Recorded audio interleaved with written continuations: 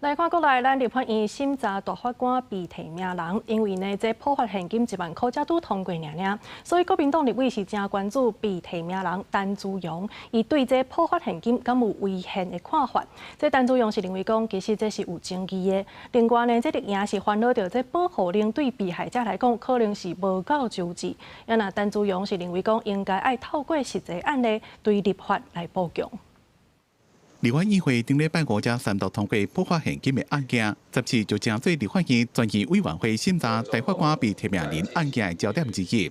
因为外界质疑增加有损可能违宪，国民党立委陈玉珍就追问大法官被提名人陈志阳的见解。问讲普发现金法案是不是违反宪法70条？立法院主张是预算，是法律案，法律案。行政人认为是法律里面有涉及到实质的预算编列。那请问这个是法律案还是预算案？这个特别条例？这个就是有争议。民进党立委林国成是关心社会讨论真久的死刑的议题，强调死刑一直管就袂输敢若是实质的废死，陈志阳死刑准废的立场。大法官还要兼顾基于国民主权、国民的情感及价值共识，所以我在这边可以理解，也认同死刑的存在，而且有感同身受。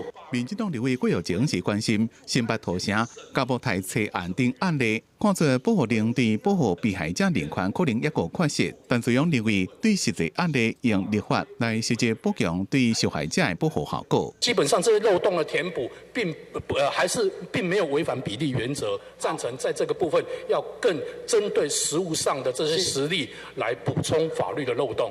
陈志阳强调，伊做过考试委员，坚守行政中立，也对宪政体制有正丰富的实务经验。若是让真济宪法的守护者会奉献家己的力量，进一步甲理论甲实务相结合。